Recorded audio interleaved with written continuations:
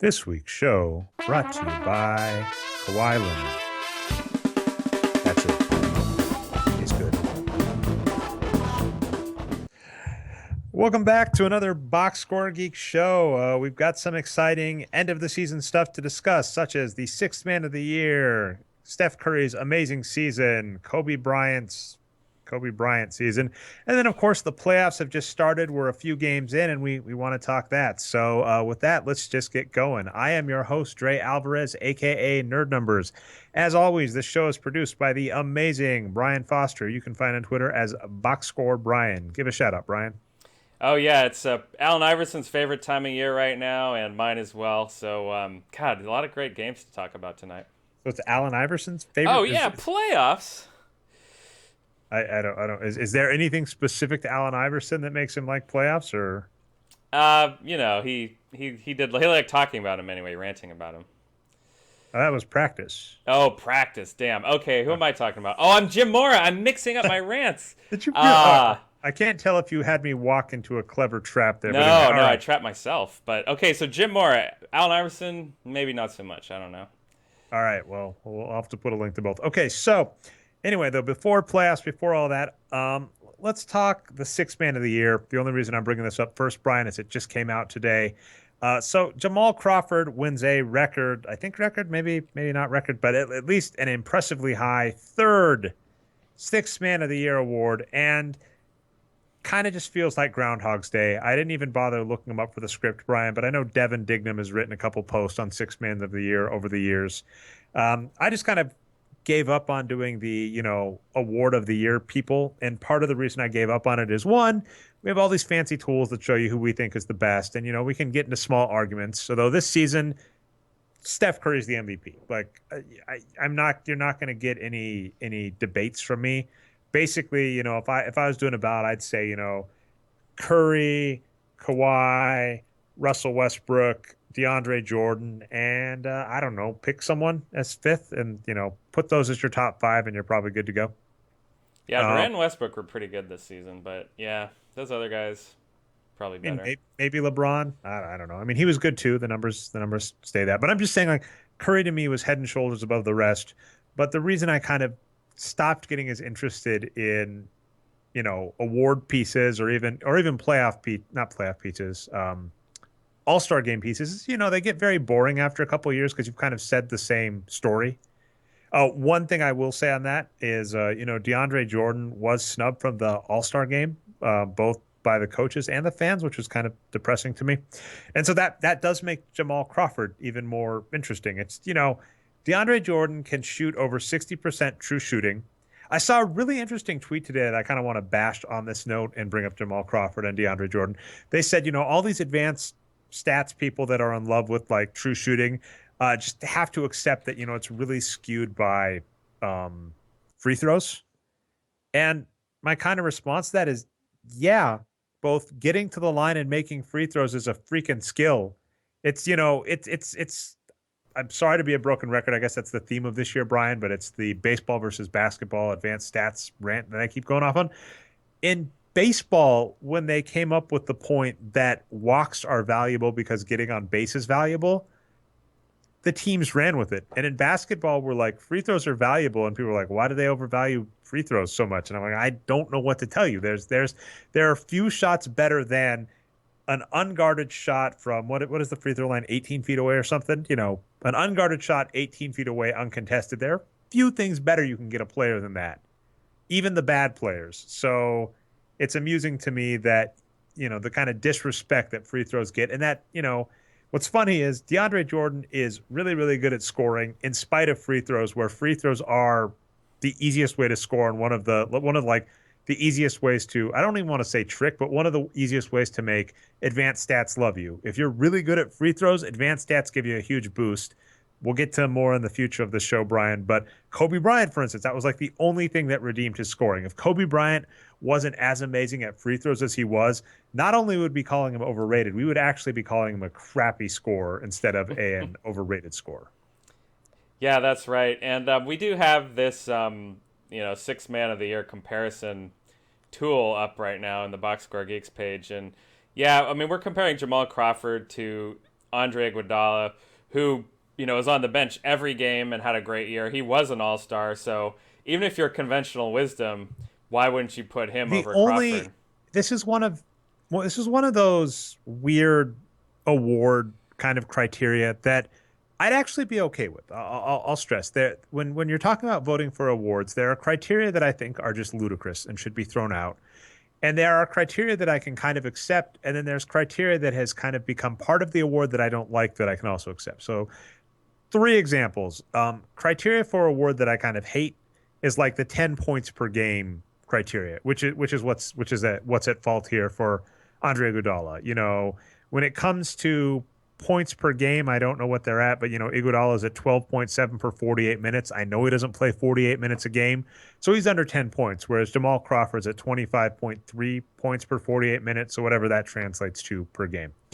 But additionally, Iguodala, because of injury, because the Warriors rested him, is only at 1,700 minutes, whereas Jamal Crawford is at over 2,000. I could buy, and I could even be okay with it saying our six man should play at least this many minutes and 2,000 being the threshold. Seems a little high to me, but I'll give it to him.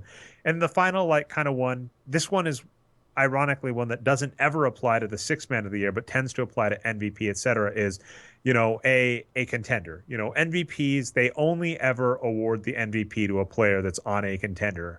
You're never even going to see a player get close to MVP, top three in MVP voting if they're not on a playoff team. You're probably not going to see them make top two unless their team is a supreme contender. I think the example I bring up is Michael Jordan in 1989 is like the closest we've seen to a player getting it. And we thought he deserved like head and shoulders. This is me going against Magic Johnson. I thought Michael Jordan deserved the MVP in 1989, but of course he's not in a contender, so he doesn't get it. They don't really apply that criteria to six man. So I'm going to say the one argument I could maybe give Jamal Crawford over Andre Iguodala is minutes, except he's terrible. Like the numbers stress that, when it comes to Jamal Crawford, every game he goes out, if you were to play Jamal Crawford the whole game, according to our numbers, you're essentially spotting the opponent 3 points a game. Now, there are a couple of outs that people always try and use when we say our numbers because, defense, whatever. But I don't even think Jamal Crawford's known as a good defender. The only He's thing not. Jamal Crawford's really known is a supporting offensive weapon. And the reality about Jamal Crawford is, in spite of the fact we were just talking about free throws and, how amazing that is. Jamal Crawford shoots 90% from free throw. And I'm trying to get, let's see, do we have free throw attempts? Crawford gets 6.1 free throw attempts per 48 minutes, which is significantly more than a wing. So even with the huge, huge, huge free throw boost that we give him, us advanced stats people being in love with free throws, his true shooting percentage sucks. He's below average. So the only thing that people like Jamal Crawford for is scoring, and he is bad at scoring in spite of the fact that he is actually really good at the part of scoring that, conventional wisdom people might hate us for and say we overvalue. So the fact that the only thing Jamal Crawford's supposed to be good at, he's below average at, means he should not be sixth man of the year. And I don't have the net points up in front of me. This is a metric I've been talking a lot lately, and some tools are in the works, Brian, around net points. Net points, by the way, is just taking true shooting percentage and actually mapping it out to show you what the points are worth. Because what true shooting does that's really important is it factors in misses. Essentially, you can think of like true shooting as, I think in baseball there's a metric. It might be on base percentage, or it's like bases per. Can you help me out here, Brian? It's like bases per Total batting. bases? Oh, OPS, right? On base Is that plus OPS? slugging. Oh, Yeah. is it? Yeah, there's something like that. Because like in baseball, apologies, you can see how much I know about baseball. But in baseball, there's basically a stat that says per at bat, here's how many bases I can expect to get. And I think like Trevor's story of the Rockies, who needs Tulowitzki anyway, right? We don't want him, Toronto. We don't need him. We're good. But We're of good. course, in basketball, we're not even at the point where we're at batting average yet. Looking at points per Well, at bat, we're at like hits per game is basically what points per game is, right? It just makes no sense at all. yeah, but what I'm saying is, when we look at true shooting percentage, Andre Iguodala and Tristan Thompson, these are the other two players. I agree with you, by the way, Tristan Thompson, head and shoulders, easily the sixth man of the year. Sorry, Iguodala, you're just going to have to take that finals MVP and rest on that. But If you look at their net points per 48, the net points per game, I guarantee you Andre Iguodala and Tristan Thompson are significantly better than Jamal Crawford. And we'll talk more about this point with Jamal Crawford when we talk Kobe later in the show. But it's like there is nothing intrinsically good about just shooting average, and in his case, shooting below average at the worst position. Basically, if your options are get a big man who's not really all that good at scoring close to the hoop to shoot below average at the hoop, that is a better move than getting a wing like Jamal Crawford, who's below average at shooting where wings shoot, which is the perimeter. So I don't know, but I mean, like I said, it's kind of broken record time where I've Devin's written this story. I've ranted about this. I said this a few shows ago, I believe, where I just don't have any faith in any awards that are voted on by consensus picks, fans, voters, coaches, and this just proves it. I'm just like, what? I'm like, what advanced stats revolution? I mean, there's so many writers that want to quote advanced stats, and I just can say so many of them don't get it, and that's par for the course, whatever. And I'm sorry, Iguodala and Tristan Thompson, you deserve better. That's all I got there. Yeah, and you made a good point a few minutes ago, which is that there's not really any agreed upon criteria for voting on these awards. Everyone kind of just votes on different stuff, and apparently it's points per game here. But I mean, yeah, it'd be great. But no matter how you look at it, if you say, oh, there should be a 2,000 minute floor, or if you did actually want to, actually put those rules in, no matter what they are, Jamal Crawford's not going to win it, right? And so Tristan Thompson, he's starting for the Cavs right now in the playoffs, rightfully so. He should have been an all-star starter by my estimations. He so he's only, let's bring his player page back up, his game log on Basketball Reference. He only started 34 games this year out of 82, and you only have to be on the bench for half your games to qualify for Sixth Man of the Year. And Whiteside, on the other hand, who also came off the bench at some point, he started more than he came off the bench, so Whiteside's not eligible. Anyway, with all that in mind, yeah, Tristan Thompson, I think, clearly should have been Sixth Man of the Year. And really, he should have been starting for the Cavs, not coming off the Hey, bench. so I was gonna say, listeners and/or Brian, we seem to like it when Brian writes posts. I absolutely loved your Portland piece last week or 2 weeks ago. You want to write a six man of the year? Have at it. I mean, I've gotten burned out on it, but it sounds like you have some good insight into it. So I mean, I just said it all right now, but we'll see. We'll see. boring. All right. Maybe I'll And, copy Devin's format. He had a good one. yeah, and then I was gonna say I followed it up with saying, I've got no complaints with Kawhi Leonard getting Defensive Player of the Year, and maybe they can rectify a problem that we've had is messing up his name. We would call him like Cowie, and then I'd always say his last. I still, it's so hard for me not to Arturo say. didn't do very well in that either. It's so hard for me not to say his last name is Leonard. It just seems like it should be French. He seems like a hockey player, right? No, that's Tony But Parker that's French and Boris Dia. thank you. But I was going to Spurs say, teammates. see, there you go. That's why I'm like, he's on the Spurs. He's amazing. He's underrated. He was drafted later than he should have been. Clearly, he's French, like other Spurs players. But Yeah. what I was going to say is this gives the NBA a chance to rectify it because I felt horrible. EJ Fisher, I think his ears bled every time he listened to the show when we talked about Kawhi. And we worked really hard, and I hope I get his name right at least 90% of the time. I hope I at least get the low A on it. They butchered his name when he won Defensive Player of the Year last time, so hopefully this gives him a chance to rectify it.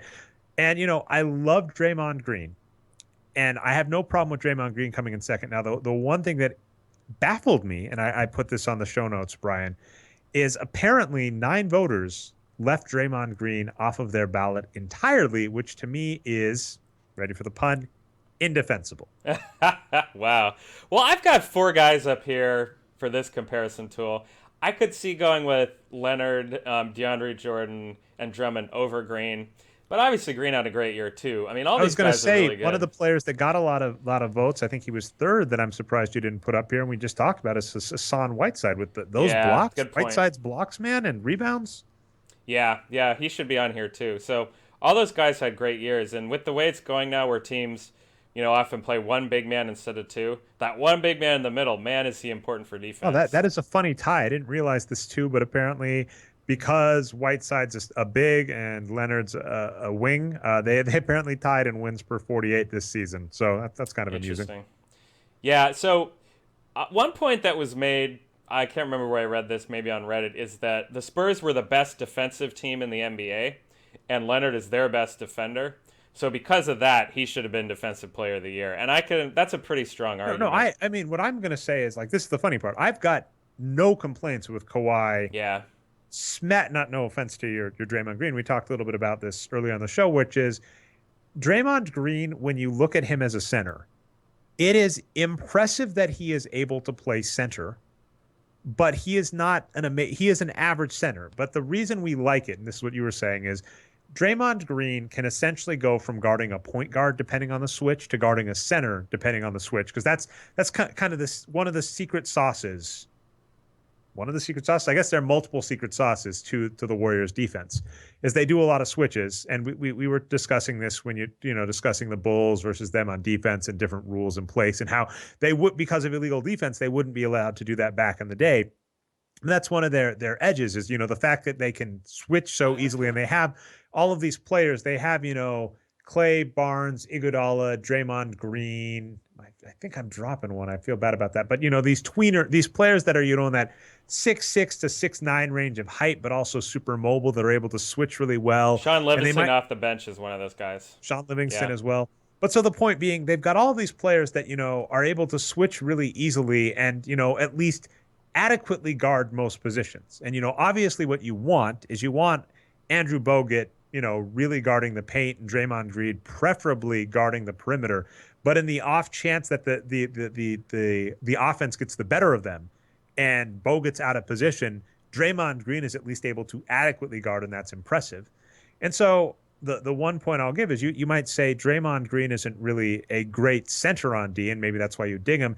And one of my comments, because we're going to talk Kobe as I keep teasing, is if you're going to be proud of Kobe for shooting 60 points on average efficiency, then because it's impressive, and I mean, it is impressive. We, as the advanced stats crew, are not as impressed by it as others.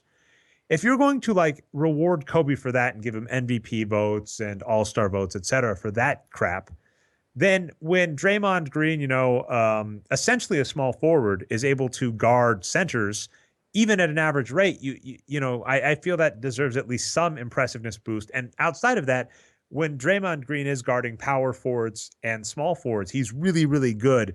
So I can totally buy Kawhi beating him out, destroying him even. I could buy Kawhi getting every single first place vote. But Draymond Green, if Draymond Green is off your ballot, I feel something has gone wrong. Yeah, I mean, you've hit my Homer tendencies with that one, Dre. No, I mean, he's great to watch. He can block the shots of big men. I mean, we've got the Kawhi Leonard defensive highlights up now, but and he can guard point guards, and shooting guards as well. So my whole thing on it is, well, since he can guard smaller players, why not just use that as an excuse to put him at small forward, and get some bigger guys into the game. But we'll have a little bit more on what the Warriors have been doing in these last two playoff games in a little bit, because it's been pretty good. And this kind of seamlessly ties in. So I can't promise you anything for the rest of the show, but if you are watching along live, which you can do every week, twitch.tv/Nerd Numbers. As mentioned, we usually go live Tuesdays or Wednesdays at 9:30 p.m. Eastern Standard Time. And I tricked you because I haven't actually mentioned that yet, but I'll mention it at the end of the show. Anyway, Andrew Sutton is in the chat room currently and made a note about kind of the skeptics to Hassan Whiteside's defense being legit, his blocks, etc. Because what he's really doing, in theory, I want to stress this as a theory, is he's getting out of position to get the block, and that really is a liability on defense more than an advantage. The notes I'll give there is he still finished third in Defensive Player of the Year voting, so it seems like, at least even by conventional wisdom, people aren't falling for that. And the other note I'll give is when you want to tell me a player is cheating on defense, I can maybe give it to you a little, but then it gets interesting to me when they're really good at defensive rebounding, because you can cheat on defense to get a block. I can buy that. And in fact, remember, we talked, I think, a few weeks ago about players like Darko Milicic and Manute Bull, who were super, super tall, and, they weren't really good at being centers, but they still were really good at blocks. It's like, if you're a big man, you can get out of position and get an easy block, but it's hard to be a big man that doesn't know what you're doing and be good at defense.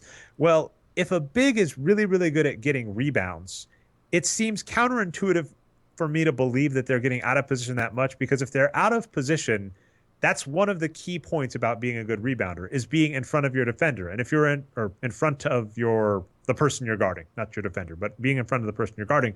So if you're in front of the person you're guarding, that's what's really required to get the rebound. Unless the refs are just never going to call over the back on you, it seems unlikely. So to Whiteside's point, if he were really good at blocks and like average or below average on defensive rebounds, I might be able to buy that, he's not a good defender. But I'm just going to pull this up for my own edification, Brian. But on defense, defensive rebounds, he pulls down almost as many defensive rebounds as Andre Drummond or Andre Jordan or Andre Drummond. I got those wrong. DeAndre Jordan or Andre Drummond. Geez, don't have similar names, players. It makes it so hard on me. They're both So, Andres, just like you. yeah, Andres or Dre, but whatever. They're all Dre's. But anyway, so he's almost as good at defensive rebounds as them, and they're all significantly better than the average big. So I don't buy it. And if you want to show me some stats that say it, you want to find some sports view stuff, cool. And I know, Andrew, you were just baiting me with a classic with a classic one. So I He loves appreciate that. Whiteside. He calls him Wiltside. It was the softball to let me hammer home a thing. And we're going to talk that more later about just classic arguments that we hear at least 10 times a year. And we've given them, I think, as much due as they're owed. And it just gets frustrating to listen over and over again. And then I'm not even going to give the mainstream media that much credit when they still vote in Whiteside third in Defensive Player of the Year and then vote in Jamal Crawford. It's like if you're so enamored with offense that you ignore you don't even know how to look at defense, fine, but then they can't even grade offense right, so whatever. On the subject of offense, we've got to talk Steph Curry, and I'm amazed by this. I think you are a Warriors fan. By the way, I got to give Brian credit. We recorded last week's show right before the final game of the 2015-2016 season for the Golden State Warriors, which was amazing on so many levels. They got 73 wins in a blowout. I think they were up 20 at the half. Am I mistaken? They were up 20 at some point. I don't know if it was halftime, but yeah, it wasn't a very close game. Steph Curry ends up getting the record for he already had the record, but he ends up getting 400 3-pointers in a season. Actually ends at 402. I gotta buy that if he's got a shoe line with Under Armour or whatever, that they gotta come out with the 402 series. Come on, that just feels so right. Like it feels so right as a number. I know that there's like 420 and then there's like the Boss series of cars. So 402 seems like a signature line that has to come out for Steph Curry. 420 line would be great too. I'd buy either of those. He didn't come anywhere close to that. And then I pointed out just how many absurd records. He last season, this is kind of Wayne Gretzky-ish. I really, really wish he'd gotten 13 threes in a game just because then he wouldn't have to share that record. But last season, Steph Curry legitimately tied or took every single conceivable single season 3-point record possible. Most 3 points taken, most 3 points made, most 3 points missed because of that, most 3-pointers in a game at 12. He has the most 10-point 3-point games in a season. I forgot to put that in my article, Brian. I feel so bad about that. But he has 4. Do you know what the record before that was for 10-point 3-point games in a season? Probably 1 or maybe 2. It was 1. It was 1. That's it. And of course, he and Klay Thompson have both done that multiple seasons. So, as absurd of a season as possible. And what was interesting about that last game of the season is I actually compared it to the 1994 David Robinson season finale. So in 1994, David Robinson was a few tenths of a point, I think, behind Shaquille O'Neal for the scoring title. Last game of the season puts up 71 points, takes home the scoring title, whatever that means. Now, Steph Curry was ironically in a very similar boat.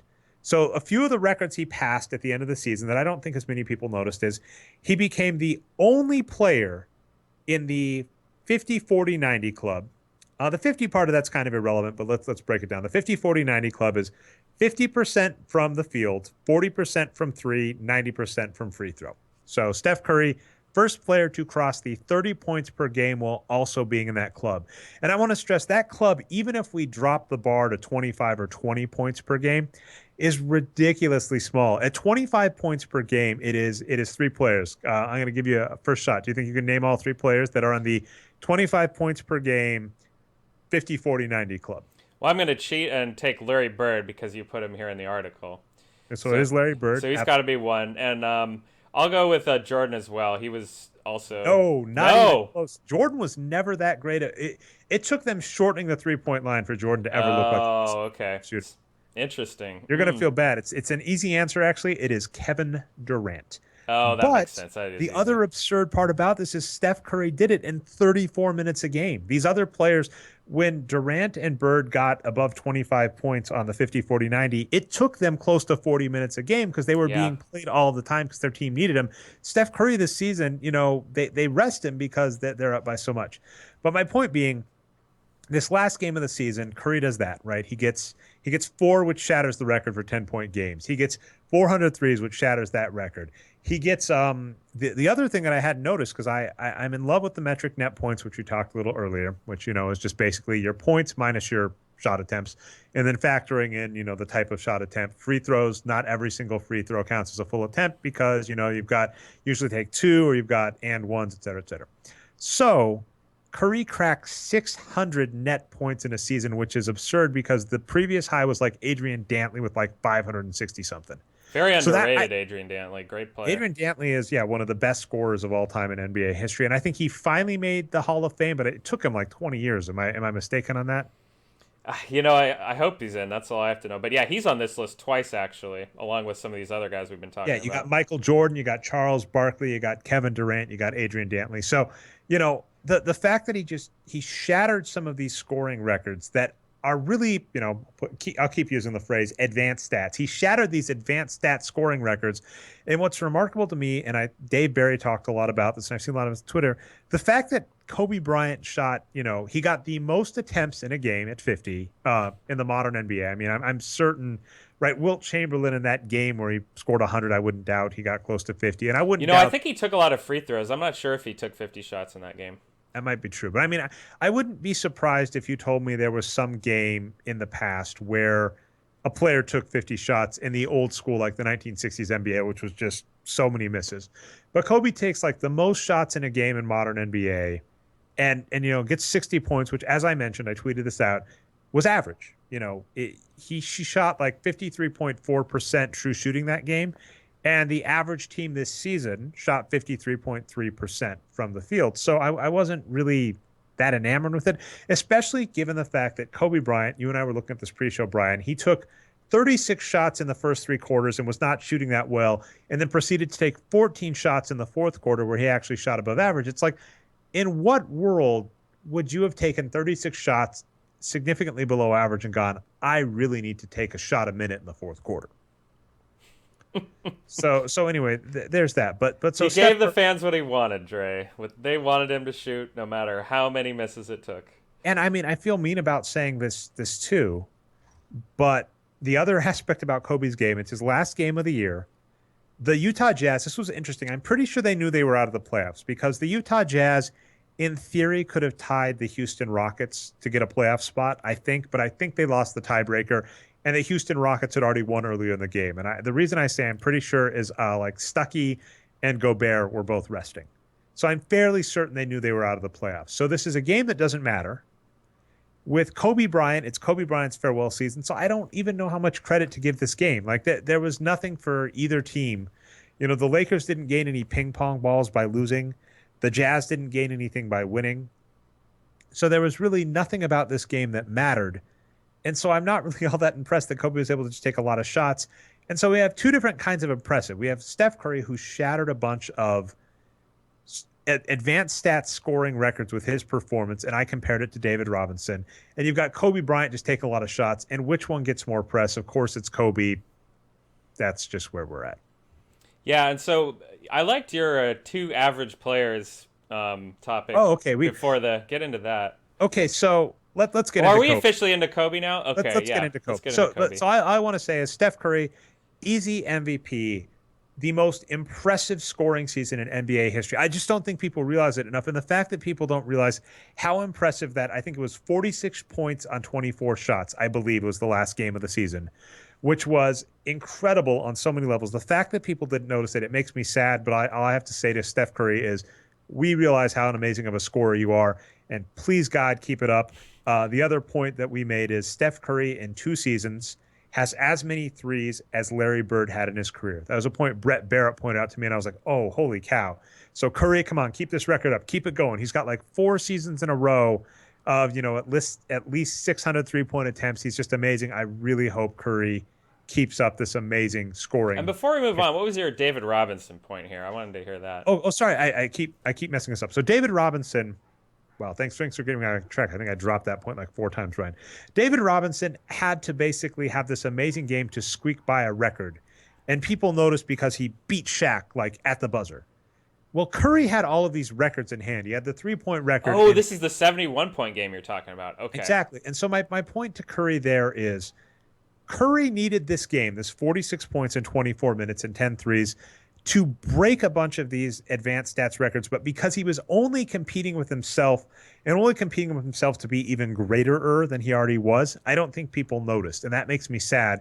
So to me, this was a David Robinson game where Curry needed that 46 points to break 30 points per game, to break 600 net points in a season, to break, the 400 3-pointers in a season thing. And I just don't think as many people noticed. And He did. Some people did notice because he gave a warning a few weeks out. He said, "I'm going to start chucking if I'm close to that record." So some people are like, he might chuck," and he sure did. well, I mean, what the heck is chucking? Like, what was he? Was like seven. He was Chucking like for Curry 10, is impressive, isn't he it? was like 10 for 14 from three. Way to chuck! Like if Kobe could chuck like that, he'd score 100 points a game.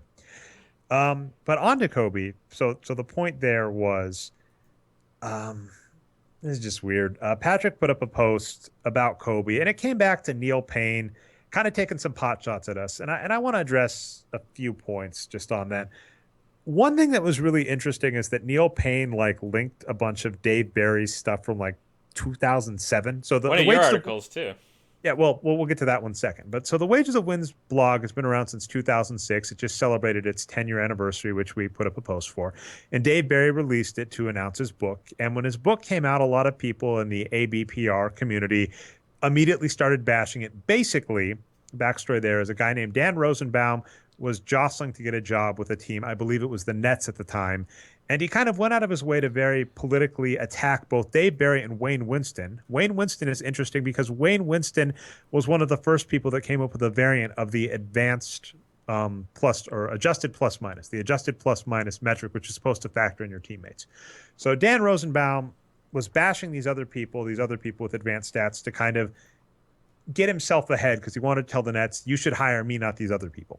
And Dave Barry wasn't even looking for a job. He was just publishing a book. But the problem with the book is the message of the book is, hey, these advanced stats, adjusted plus minus, they're garbage, but just the box score is pretty good. Just use the box score. So anyway, that's where we're at.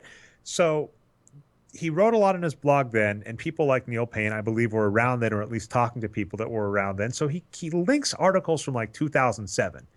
And there's two pieces of good news. Like a lot of what Dave said, unfortunately, still applies. The stuff that he was writing about Allen Iverson in 2006 still applies to like Carmelo Anthony and Kobe Bryant in 2016. How crazy is that? But additionally, we've written a lot of stuff since then. So it's really, really bizarre that he would only quote 2007 stuff, especially when we've, come back to the point and reiterated stances or gotten better data. One of the pieces I linked was actually from Kevin Draper. Kevin Draper did a really comprehensive piece on shooting efficiency versus usage, or at least shot attempts. Don't want to do versus usage. You can do versus shot attempts. Doing versus usage is just no good. But Kevin Draper did a really comprehensive breakdown of shot attempts versus shooting efficiency and changes per year and all this stuff. And, that doesn't get linked, but a 2007 post does. So that was interesting to start out. Then he also attacked a piece I wrote, which basically made a point that was if Kobe Bryant was replaced with an average player, that the average player would have as many career points or would be like right behind Kobe Bryant on the career list of average points or points. The average player would be right behind Kobe on the career list of all-time scorers. And so Neil Payne called me insane for that. And Patrick, I thought, did a pretty good job of summing it up, but the comments went out of control, where he's basically saying our point wasn't replace Kobe Bryant with one average player, and that one average player takes 30 shots a game for 19 years, and boom, you didn't care about Kobe. And additionally, we also don't think that replacing Kobe with an average player to do that for shooting is a good move because Kobe Bryant was significantly above average in many other categories. So obviously, if you replace Kobe Bryant with an average player, it's not like you benefit because Kobe Bryant was above average. But what you were talking about is I said, don't look at it as one player, even though that's how I phrased it in the article. Look at it as the Lakers have to sign two role players that are average. And they're cheap about jerseys. This was a point that came up in Paul Shirley's book, "Can I Keep My Jersey?" The Lakers wouldn't let a walk on at training camp keep his jersey when they cut him. So let's say the Lakers say, you're two average role players. Combined, you're going to play 48 minutes a game, and combined, you're going to get about 26 shots a game, something similar to what Kobe got in his career. Fine. And for whatever reason, on the back of these role players' jerseys, it just says average. So you've got two players, they've got average on the back of their jersey.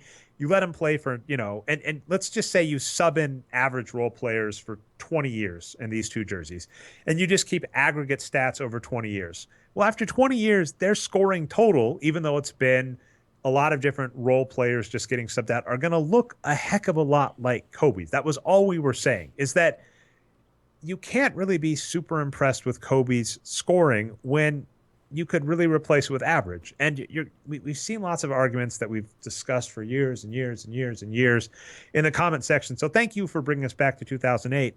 But the argument being that, Kobe is creating shots for his teammate by taking shots. There are ways for players to create shots. And yes, spacing the floor is a way. But if you space the floor to get your teammate an open shot, the key about that is you actually have to give the shot to your teammate. So if Kobe creates space for his teammates by getting mid-range, the way you capitalize on that is if Kobe passes the ball. And what we've seen Kobe do year after year after year is he takes that mid-range shot when it's contested. So there are players like Steph Curry, for instance. I was actually noticing about that last game, Brian. I was watching it. I only watched through the first half. I hate to be mean, but after he got to 7 and after they were up by 20, I was like, he's going to get the record. They're going to win 73. I'm done. I'm going to go out to eat. But there was a play where Steph Curry gets the ball on the perimeter, and obviously they rush him because they know he's shooting for the record and they know he's going to shoot. And so Draymond Green is open right next to him. So Curry passes it to Draymond Green. And Draymond Green takes a wide open three, actually misses it. But the announcer said, I really wish Draymond Green would have waited. I really wish Draymond Green would have waited for them to try and get on him and then pass it back to Curry so Curry could get the record. But that's the point. Curry was creating space by getting on the perimeter, and then Curry was taking advantage of it because as soon as he got covered, he passed it. Kobe doesn't do that, and we know this. So that's all we were saying there, is that Kobe's scoring is not impressive on its own. And if you want to argue it's creating shots for his teammates, well, we know it's not because he's shooting more shots than he should, and his teammates aren't getting as many shots as they should. And this was when, there were seasons. 2005, 2006 was a season that Kirk Goldsberry brought up in his article. We might talk a little more about that. 2005, 2006 is like Kobe's highest points per game season. And you might argue that he didn't have any teammates to pass to. But, when he's sitting next to Trevor Ariza and Pau Gasol and Lamar Odom and, Metta World Peace, you can't argue he didn't have good teammates to pass the ball to.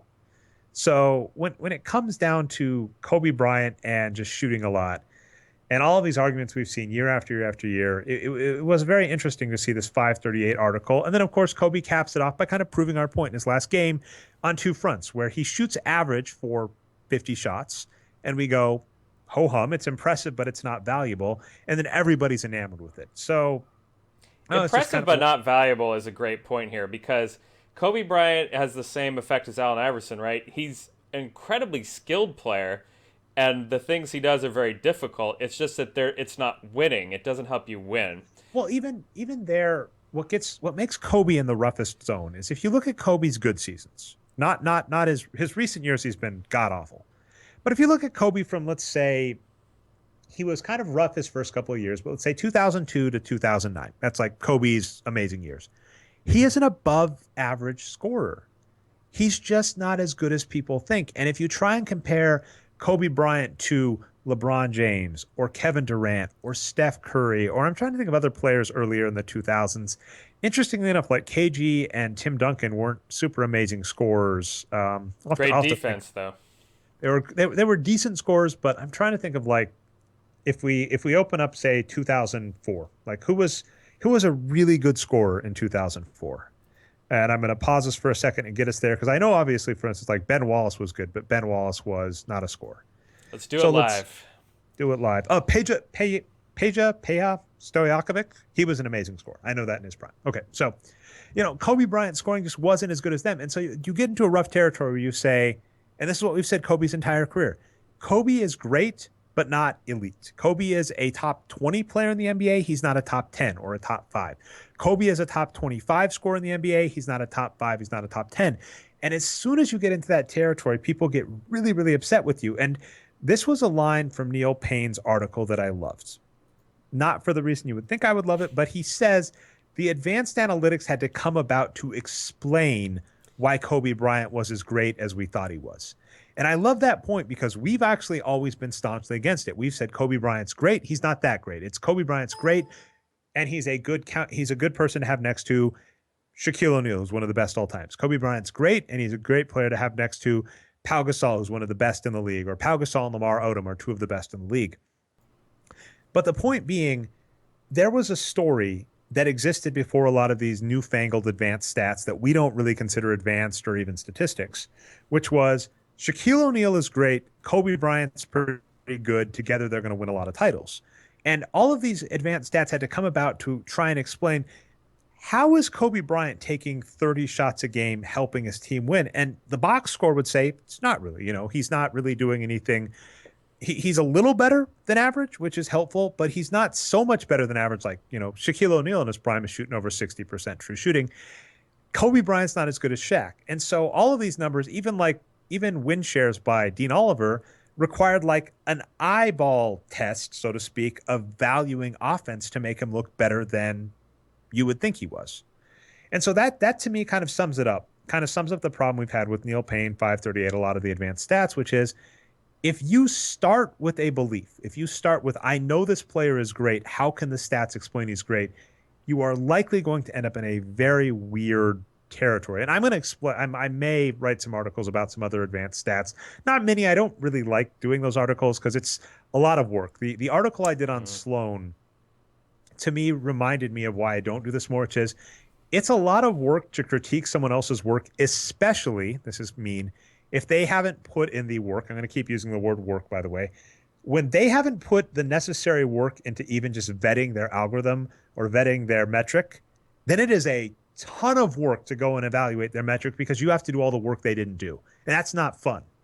So, I don't really like analyzing a lot of other people's metrics because so many of these people like make a metric and you're like, well, did you back test it? Did you, do significance tests? Did you do all these other things? And they go, no. And you're like, well, I have to do it now. And that's not a lot of fun. But the point being, if your metric requires you tweaking the parameters to prove that a player is as great as you think it is, you're probably doing something wrong. Yeah, and just to kind of summarize this whole thing, the title of this article is Kobe Haters Are Stuck in 2008, right? And what he's saying is, well, 2008 comes around, we have these box score stats now like win shares and win produced. They think Kobe's not that great. Here we are in 2016 now, and we have these even better stats, RPM and value over replacement player, which is what he uses here, which is based on RPM, by the way. Thank you for reminding me. So just to finish up on that real fast, he's basically saying you haven't advanced with the time. See, these stats say Kobe's good again after all, but really it's because they're team-based stats, and Pau Gasol and Shaq are carrying Kobe.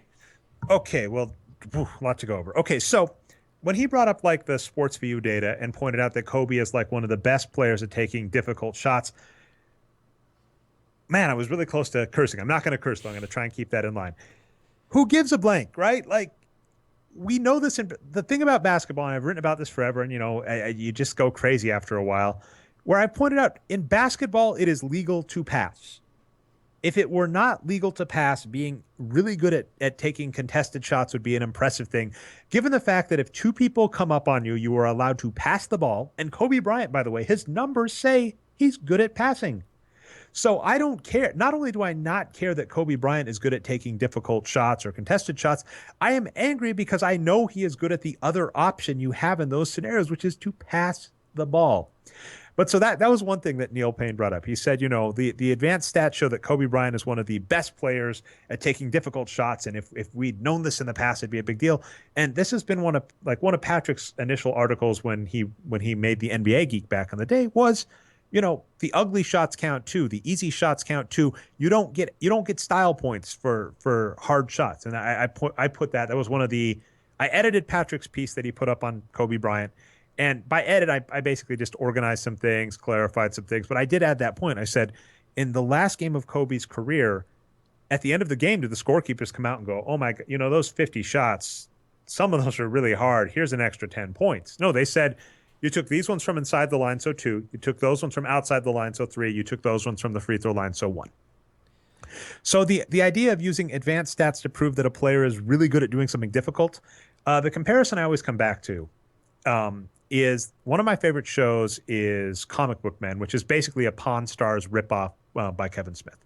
And by the way, I don't care that it's a ripoff because if there's a good idea for a show and you think you can do it with another flavor, do it better, do it. So like Pawn Stars versus Comic Book Men is an example of you have a show idea that you like and you have a way you think you can make it your own. That's the common line, right? Good artists steal, or what is it? Great artists copy man, Yeah. I'm really messing this up. Although Led Zeppelin is finally getting sued, but we'll we'll see.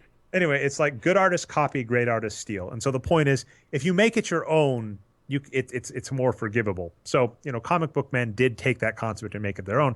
There's an episode where someone brings in this really rare action figure to Walt Flanagan, who is, the lead Pawn Star guy on Comic Book Men. And he says, I could drive up and down the East Coast because they're in New Jersey. He goes, I could drive all the way up and down the East Coast and probably never find another one of these. But he also says, but the other aspect about it is I could drive all the way up and down the East Coast and not find someone who wants to buy this. And that's the point. We attribute rare or impressive with valuable, and that's not the case. Valuable actually has to have some value. And in basketball, we know valuable means winning games. So to the point about, Kobe Bryant with difficult shots, which they're saying the advanced stat that he shows he does, great. That doesn't win games. There is nothing extra added for difficult, especially, that was one of the biggest digs against, Tim Duncan for years, is that he was a boring player. Well, guess what? Boring wins games. If you get a bank shot off the backboard from 5 feet away, that is just as valuable as Kobe Bryant being tackled by 4 people, shooting a 2-pointer and then not getting the foul call, of course. So there's that. Now, additionally, you talked about RPM. Now, this is NVOPR or VORP. So Here's where I want to point something out. And this is kind of a gotcha, and it bugs me about this kind of stuff, is I think a week ago or 2 weeks ago, I made the point that if you're going to use analytics, you have to be willing to give up bad statistics. Here is the issue with a lot of the people, Neil Payne included. RPM in the original paper it came out, and basically at the start of the paper said 2 things. It said adjusted plus minus is crap. It's not a good metric. It's not very good at evaluating players. And at the end of the paper said RPM is much better at evaluating players. Now, no one seemed to notice that at the end of the paper, RPM was also bad at evaluating players, but it was better than APM. So Neil Payne in this article is quoting RPM. Neil Payne's also quoting VORP, which is based on his metric, SPM, which is based on APM. Sorry for all the alphabet soup. Well, he's using RPM, which in its basis says APM is not a good metric and RPM is a replacement for it. So you're using 2 metrics that basically conflict with each other. And this is another point. If you're going to talk per win shares, wins produced, NBA efficiency, all of these are linear box score models. What that means is you take the box score statistics, you apply a linear weight to them. Now, in wins produces case, it's based on a regression that's been tested and published in economics journals. In PER's case, it's based on a guy who just, all the credit in the world to John Hollinger. He said, I think the values need to be better. In WinShare's case, again, Dean Oliver said, here's what I think the values should be. Same with efficiency, too. Like all of these were just based on people looking at them and saying, here's how much I think a point is worth. Here's how much I think a rebound is worth. Dave Barry's the one who said, we've got all of these scores and we've got all of these regular season records. We can actually correlate them against each other. So anyway, all of these are linear models. You cannot use, this sounds mean, you cannot use win shares and wins produced and per. I've seen people use this argument. They go, I look at all the stats. Those 3 stats are using the exact same inputs and using different models to tell you, in theory, the same thing. If you're using all 3 of them, you basically are either admitting one of 2 things. You're wrong, that's the easiest one, or you don't know what you're doing. because you think they're all three are potentially valid, which is not the case. And this is what bugs me. So in this article that's talking about people stuck in the past, that's one of the things that bugs me about modern stats is that people basically kind of treat stats and metrics as kind of like Pokemon. They just like collect them all. And the real way this should be working is you should look at some stats, like if you've got BPM, which I may talk in the future, or Dre. These are both box score metrics that are weighted against RPM. Well, these are the exact same thing in theory, and you have to look at both of them and go, one of these is right and one of these is wrong because they're doing the same thing, and we have to accept that we like one more than the other, and that's fine. That's what you should do. And it kind of saddens me not to see it, and it saddens me to see an article that calls me insane, basically just kind of throw out alphabet soup for metrics. And what that's really admitting when you're throwing out that alphabet soup for metrics is you're saying, I have papers that say these metrics do not work together. You cannot use all three of these together, but I'm going to use all three of these together as long as it proves my point that Kobe is great. Yeah, Yeah, sorry. yeah. So, okay, one more question about RPM. Is it even the formula public yet? Because I know at one point it wasn't public. So there are lots of flavors and variants, and there was a great article at Nylon Calculus. It makes, Nylon Calculus goes back and forth where they write stuff that I really like, write stuff I don't, but that, it's the internet. They have a ton of different authors. They wrote an article on just how much the priors, because in RPM Yes. it's like because you're basing it on your teammates and other things, and there's lots of different thresholds. Like RPM, some of the stuff that people have done is they cut off players that are below 500 minutes because they don't want to influence small sample size and all this. And I don't really want this to be the why RPM is a weird metric show. But he said if you adjust the priors even Explain a little what the priors means too. So the priors, now this is so boring, Brian. And I also would want to Not make for sure me. I've got the, it's not boring for you, but I'm saying I'd want to make sure I've got everything up in front of me. So that's why it would be boring. Is 'cause Oh, that's fair. the responsible thing for me to do would be to get a bunch of different papers up in front of me about RPM and get a whiteboard and write through it and make sure I'm getting every step right. Another time. Another time. But all I'm saying, and by the way, I've read a few books on this where people hate it when say, if you go to the doctor's office and your doctor says, your symptoms look interesting, and they leave the room and they come back with an encyclopedia and say, oh yeah, I heard about your disease. It's here. People actually get skittish because their doctors have done this because Oh, they I go, would love if my doctor did that. yeah, you're awesome. But I'm saying people will go, shouldn't my doctor just know this off the top of their head? And the real answer is no. Your doctor should say, there is a huge world of disease, and I don't have it all in my head, but I have a very good, indexing function where I can, look up the correct thing. So it's the same thing with RPM, where I have read a ton on it and I could say a ton on it, and I don't want to necessarily get it wrong. But okay, so the priors, I believe in that article. I'm not going to speak through it too heavily, but it's like how much you're going to want to weight previous seasons or previous players, et cetera. And in machine learning, this kind of stuff matters too. Like if I, in my algorithm, so I can speak to something I do know, when I did face detection in college, one of the things that was important is how much you weighted up a picture that was a face that we knew for sure was a face and how much you weighted down a picture you didn't. So you'd give a computer a face. You'd say, computer, is this picture a face or not? And if it got it wrong or right, the level that you impacted that was hugely important. So lots of machine learning algorithms have stuff that's important on this. And sorry, I know that's really high level, but I just want to, I completely failed at trying to give an explanation for why it's important. But so priors are like how much you're going to want to weight the different variables that go into it. And how you alter these can greatly alter what RPM comes out with. And that's important because it means that RPM is trying to look at a lot of stuff. It's trying to look at teammates. It's trying to look at opponents. And how you weight these things becomes greatly influential to the final number that comes out for how good it says your player is. And then you have these other metrics that are regressing on it, and what those come out with is largely important. And so if you just use them all, you're not really doing analytics. You're kind of just guessing or admitting you don't know, and that's fine. But then you can't really come at me with this kind of smugness that says, I use advanced stats. And I go, you're kind of just picking and choosing numbers and then picking the ones that say what you like.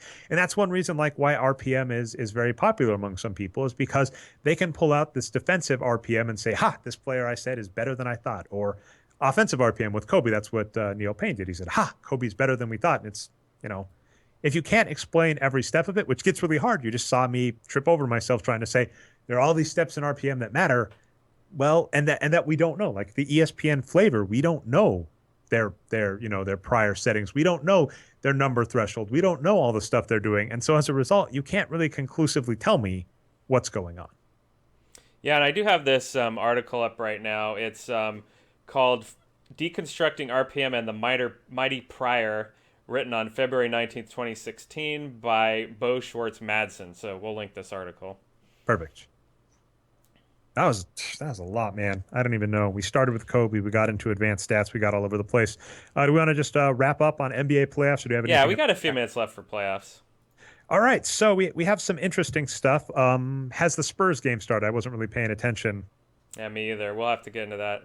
Let's see if Andrew Sutton's on the case. All right, so anyway, yeah, the Spurs game is going, and they're only up by 12, but it's only the second quarter, and He says the shout out to Team Bayesian, by the way. I go both ways actually. Apparently, the metric I used in college was apparently a frequentist one, but I could talk about why the logic behind both of those gets very silly very quickly, and both are good. Both have their place. Anyway, so the playoffs, sad day. I was really hoping the Celtics would put up more of a fight, but I believe they're in a 0-2 hole after tonight. All the credit in the world to the Hawks. We've liked the Hawks. The Hawks are a good team, but would have liked to. We really love the Celtics too, but they're in a great position going forward. Although I heard there was some rumblings about how they may have lost home court advantage, which they should have been given, and obviously in the playoffs that matters. Rest of the playoffs, though. So the big news is Steph Curry might be injured. It looks like the MRI came back positive, or whatever it means to say he's okay. And they were able to beat the Houston Rockets without Curry in game two, and they crushed them with Curry in game one. So I think it's fair to say that, the Golden State Warriors are fine, and just make sure Curry stays healthy. That's the news there. The rest of the West is kind of interesting. I'll It just say looked one like thing on that series, Dre, just because we can't go through the Warriors that fast when I'm on the show here, so there's a few ways that they could have gone without Curry, right? And they ended up leaning pretty heavily on Bogut and Iguodala, who are actually their real stars, not Klay Thompson, Harrison Barnes. So I don't know who made that choice, if it was Kerr or, Draymond Green on the floor or whatever. But yeah, they let their real stars step up and take more shots, and they did really well. Although Iguodala was -1 for the game, so he must have had a terrible game, right, Dre? yeah, geez. Well, But I will anyway, say it's worth noting that Iguodala, right back in his Philadelphia days, was a high usage player. he Love was. that. So, I can't hate that, and he just does everything. And I think we were talking. Did this make the show? We were talking pre-show about like the value of Klay Thompson, which is interesting. So, according to our numbers, Klay Thompson is a slightly above average player this season. And we've discussed before how if you think his defense is really good, that he might be even better than that. But another factor I'll give him is Klay Thompson. The reason he kind of took a step back this season from the season before is he is shooting less this season than he was shooting last season. And the reason for that is Steph Curry just decided to go off and is just absurd. And there is a lot to a player not taking shots because they're standing next to a better player. Now, of course, the ball is in Steph Curry's hands. So, it's arguable that Steph Curry has a lot of control over that. But I mean, I've watched games with Klay, and Klay does pass, and Klay, does, defer. So I actually give Klay a lot of credit for being better than we think. Better than our numbers say, not better than we think, better than our numbers say, because there are players like J.R. Smith on the Cavs or Norris Cole back on the Heat days that just chuck so much. They think they deserve to shoot, even though they're sitting next to LeBron James and Dwayne Wade, or sitting next to Kevin Durant, or sitting next to Steph Curry. So I actually have to give, Klay Thompson a lot of credit there. He's one of the best three-point shooters in the history of the NBA, and he's willing to actually make sure that the better three-point shooter is getting more of the glory. So, obviously this offseason, I think you and I talked pre-show, they really need to avoid the Harrison Barnes landmine. Yeah. But holy cow, I really like Klay. Well, I've got his shooting up right here. And yeah, I mean, he's a great role player. He's just not a star. Again, that same Kobe argument, right? Just because you're good, it doesn't mean you're one of the best. But so he is shooting less. He's at 25 shots per game instead of 25.4 last year, slightly down. But he's shooting more threes. So really, he's reduced his twos by quite a bit, which is good. But when you're at 11.7 threes and 25 shots overall, he could shift that even farther. He's got to take more threes and less twos. He's just way better at it. More threes, Klay. You heard it here first. More threes. All right, so let's get through the Warriors. Okay, so let's try and go series by series. There are too many. So in the West, I just want to talk the Warriors a little there. So I think we're good there. I'm gonna say the Oklahoma City Thunder, right? The start of that series, it looked like what it was going to be as the top three teams in the West were just going to destroy the bottom half of the West. And obviously, game two, the Dallas Mavericks came roaring back. And I feel what we're allowed to do for this series is just repeat a lot of what we said for last year's finals, which is there's a lot of regression to the mean that's going to be a coming because I believe that Russell Westbrook and Kevin Durant shot 15 for 55 combined in game two. And even if you believe, which I don't, that the Dallas Mavericks somehow found the best defense in the NBA, that is not even a Spurs defense there. That is a horrible game. And the Mavericks only won by one. So I've got to buy that, we're going to see regression to the means. And if this is the best the Mavericks can do, if at the Thunder's worst, the Mavericks can only win by one, I don't have much hope for the series. But then repeating the same thing we always say about the playoffs is where by the time you've regressed to the mean, the series can be over. So the obvious advice to the Thunder is don't go 15 for 55, Durant and Westbrook. And then the more candid point is, this series is probably over, but good on the Mavericks for stealing one. Yeah, I like the look of Durant's shot chart too. We have that up for the viewers right now, and shout out to the confetti guy who I think didn't he send the confetti down before that shot was in, before the game was over. I didn't watch. Yeah. Anyway, we'll see. That was just a kind of a crazy game, but yeah, I mean, the long and the short of it is Dallas is just a significantly worse team, and they're unlikely to win. I mean, if only DeAndre Jordan had gone to them. I actually want to address a point I made in the past where I think I was wrong, and I had to relook at the numbers to notice this. Where Detroit, are they down 2-0 or they were really close? I think either they stole one or they got really close, right? Which series are we Detroit this year? Detroit versus Cleveland. So, I didn't see game two. I don't know what happened there. So game one, did they win though? Is my question. Yes, I think they're 2-0 though. Well, we'll take a look. So I think, oh man, this is so boring to listen to, isn't it? No, keep going. Okay, yeah. So it is a 2-0 lead, but they were really close. And I guess Van Gundy got mad at the refs and then retracted it because I guess he didn't want to get fined. But it's been a really close series. And one thing I'll say is when the Tobias Harris trade went down, I was on the side of Orlando. And I hadn't actually looked at the numbers, and I think there was some possible position stuff. Basically, Tobias Harris might be slightly overpaid, but it looks like he was good last season. It seems to have taken a jump this season, is still playing quite well. And, the fact that they're sticking with it with the Cavaliers, who are the best team in the East and have the best record, that's very promising going forward. So I actually take back my thoughts on that trade. I thought it was more two average players for one average player. Tobias Harris is clearly the best player in that trade. And we've talked that metric before, too. If you get the best player in a trade, you win. The question is he worth the money? But then we've also talked the cap going up. So kind of a lot of waffling back and forth there. But Time will tell. Detroit's looking in good shape. I mean, if you've got Tobias Harris and Andre Drummond, that's a good place going forward. We've liked Stan Van Gundy as a coach. So the question is if they can grab the next one or two pieces to kind of go over the top and be kind of like the Pistons of old. And, even more to the credit that they do give, they're kind of one of my favorite teams at this point for the treadmill of mediocrity argument and, needing a top three pick. They're another team, Andre Drummond, just like Steph Curry, is one of these players that was picked just outside of the top five. I think he was eighth, seventh, or eighth. Maybe you don't need to be that bad to be good. Yeah, absolutely. And Drummond was even trickier because he'd had really poor college stats, right?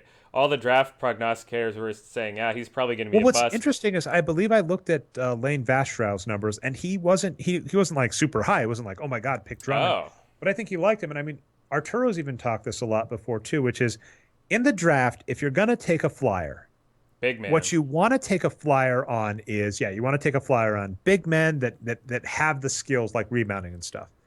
And so Andre Drummond might not have looked good in college, but he's a young guy who's really tall, who's got a big wingspan, who's good at rebounding.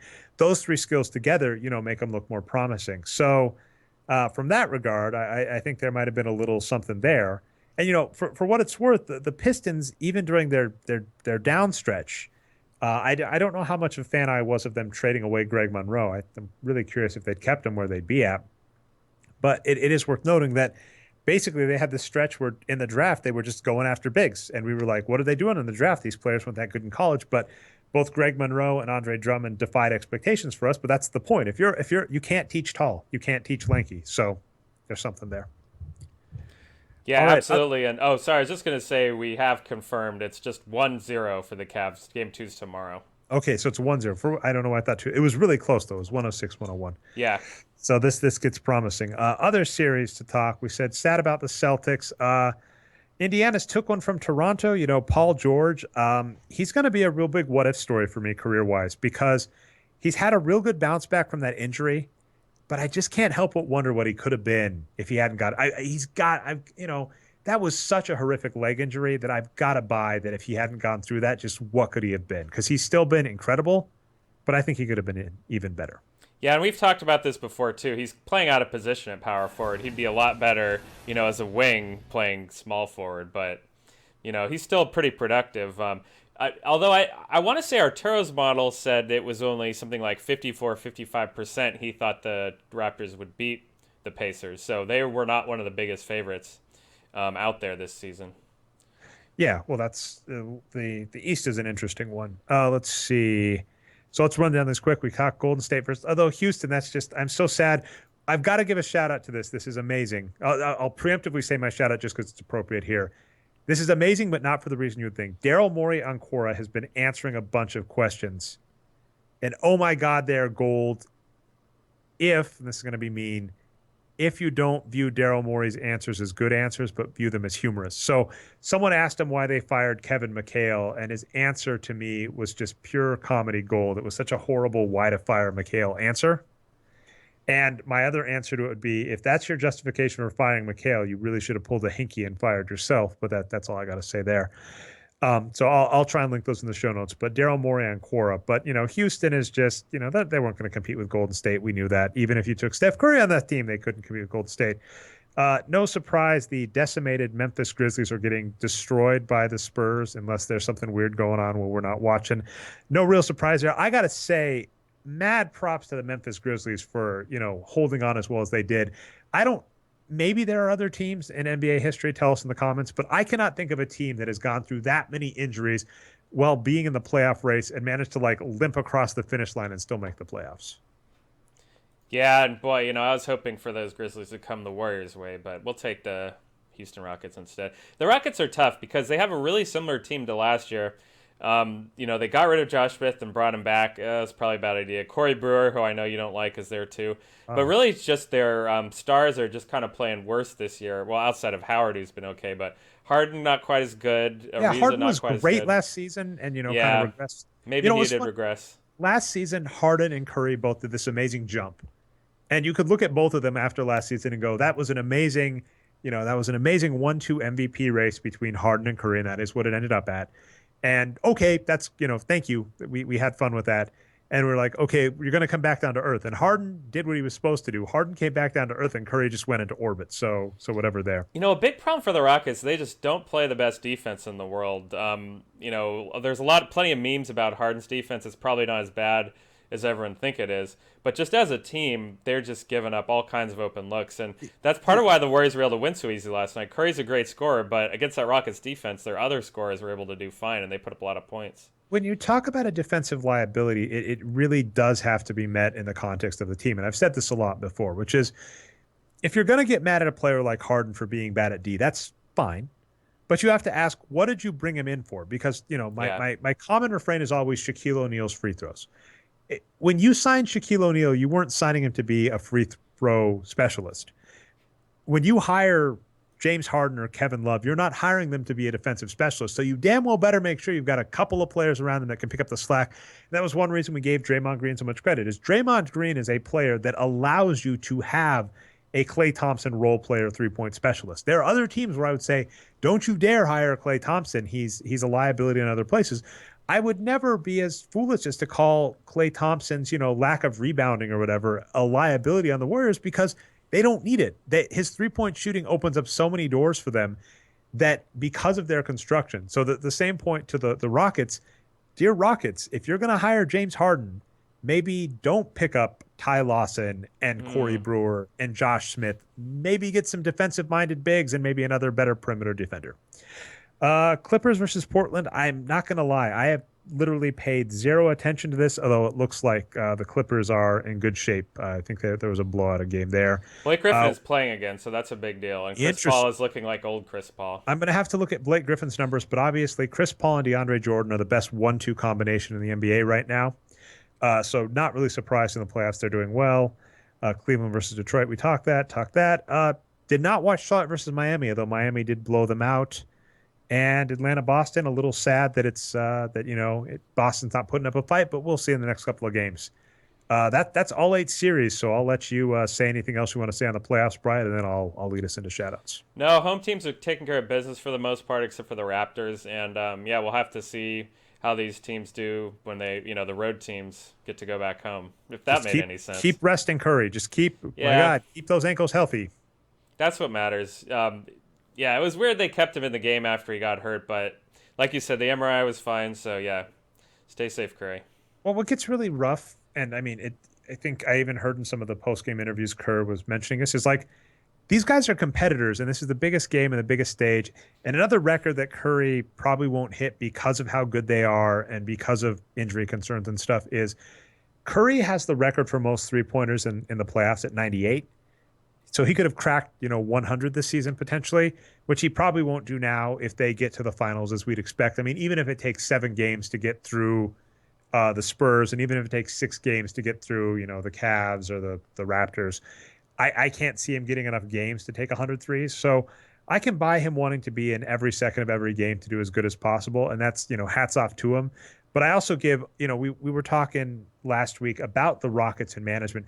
I give a lot of credit in the world to the Rockets management for, we can point fingers and say, should he have gone back in the game? But if he said he was fine, whatever. But I give so much credit in the world for them going, we are not going to let you back out until everything's okay. Making him sit this game and making sure he gets an MRI.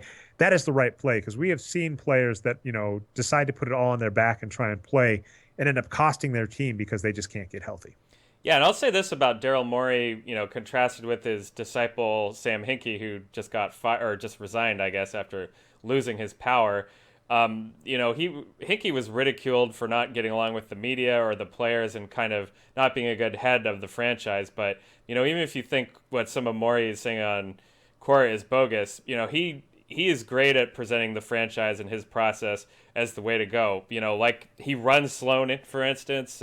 Everyone loves that, and people like what he has to say. So that's kind of a big part of being a GM. And I'll go this far, Dre. If when I'm emperor of the NBA and I get to have my own team, I probably wouldn't hire one of you guys to be the GM. I'd hire you guys to pull the strings behind the scenes and have like a Bob Myers kind of agent there. So you can have one guy focusing on, being the head of the franchise and another guy kind of running things. So. Well, I wouldn't even disagree with you there because, I've done blogging for, man, like half a decade now.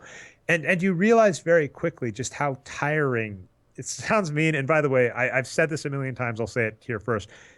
The Boxscore Geek commenters are the best commenters on the web. I would have torn down our comment section long ago.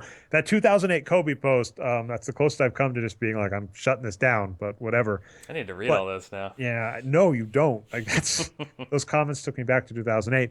But, it is very difficult to interface with people. And then not only that, and if you can tell, if you can spot a geek a mile away when they use the word interface with people, it is very difficult to like interact with people and put on a good face and not burn bridges. Cause they're, dealing with the media is hard because it's so tempting to be Greg Popovich with the media. And it's still, I used to do this a lot more on like Twitter. And in recent years, I've kind of, gotten a little more muted. But it is so tempting to just say that is the stupidest effing thing I've ever heard to so many media people. And then, of course, they don't want to talk to you because you just told them that. So I give a lot of credit to good GMs that are able to interact with the media and interact with players, and interact with agents, and interact with other GMs, and always put on like a cordial thing so that people want to talk with you and want to interact with you. When the reality is, you last week you were talking about Lacob talking about how he's like one of the best blackjack players and how smart he is. It's like, if you really think you're that smart or are that smart, then on a regular basis, it has to be infuriating to talk to people. Yeah, and we always compare the NBA to tech companies, right? It's like saying, the VP of engineering and the VP of marketing are the same person, right? Like that's not always what you'd want to do. Like those Well, people have different skills. well, I mean, that was what was fascinating when I was at Google was right when they brought back Larry. Man, this is embarrassing. I'm forgetting. Larry Page. Larry Page. Wow, holy Yeah. cow! When they brought back Larry Page as CEO, and one of the big and he's an awkward dude and stuff, and that was one of their big moves early on in the thing is they got Eric Schmidt as CEO, who was Eric Schmidt is a great talker, and I've heard speeches by him, and you see him interact with people, and you're like goes to North Korea and stuff, and he is fantastic at that. And I think it was a big deal He's to the get Dennis him. Rodman of the tech industry, you're saying, Dre. Well, no, because like Dennis Rodman, personality wise, No, clashes. but he went to North Korea, that's all. Oh yeah, Sorry. I keep missing your references today. I apologize, though the Allen Iverson one was off. But anyway, all I was going to say is, they did hire this very front-facing person who was able to interact in the tech world, and I think that was a big deal. And obviously, as soon as you get to a big enough point, like as soon as Google got to what $10 billion market cap or whatever, then sure you can put whoever you want in charge, and it doesn't matter because you kind of have this big machine that's just running, and that person's kind of a figurehead. But I think that was a big move there, and I would agree with you there. Is the person you want as GM of your franchise, and this was why Billy Beane was such a marvelous snowflake, and it was such a big deal in Moneyball that I think people missed, is that because he was a former player and because he had worked in front offices so long, and then had also been like, I think he got was it Stanford where he got a scholarship? He didn't go, but he got a scholarship to Yes. Stanford. He had all of these things together, and that made him so unique. And people miss that. They go, just put a nerd in charge, and you're like, yeah, that nerd is not gonna get the amazing trade for Dennis Rodman or that amazing trade for Draymond Green because they piss off the other GM, and the GM decides not to deal with them. Yeah, and that's one of the big points of Moneyball too, is that part of the reason, like you said, he was able to do it is because he was a player. And not only that, he was the kind of player that Billy Beane, the GM, didn't like. He had all the talent, but just for whatever, like measurables, right? He was the 5-tool player, but he just couldn't produce. Like he just wasn't a good hitter, right? So he went through that experience himself and said, look, we need to take these guys that actually can hit. Oh, absolutely. And sorry, my battery. So this is a good sign. The battery on my computer is saying it's shutting off. Yeah, soon, we're so. over time. It's Yeah, time we're to go. definitely over time. We got through all the playoffs. We got through all of that. I give my shout outs, Daryl Morey on Core. You got to go check them out. They are hilarious. Yeah, that's all I got for this week. There are probably other better shout outs too as well. Oh, Steph Curry for the most insane, single season scoring season of all time. Andrew Sutton, of course, and all other great commenters. Absolutely. That's And my so do you have shout-out. any other shout outs? Or are you good? No, just that one. Yeah, we're gonna have some good guests coming up on the show too. Nothing firm yet, but yeah, we're gonna have some good shows for the playoffs. Oh, sounds good. All right. Well, anyway, that has been our show. You can find us on iTunes and Stitcher as the Boxscore Geek Show. This has been a really weird meme I've seen a lot lately is please go and rate us highly on iTunes. I guess it's important. Even some of the more popular podcasts that I really like are asking for this. So, yeah, sure. Go ahead and do it. We don't have that many ratings, but we do have a good number of listeners. So thank you for that. You can catch us live every week, twitch.tv/nerd numbers. We usually go live 9:30 p.m. on Tuesday or Wednesdays. If you missed the live show, you can catch us on YouTube, channel Nerd Numbers. And even if you missed that, boxscoregeeks.com is the site where you can catch all of the recaps. Hope you enjoy the playoffs. And with that, we'll see you next week.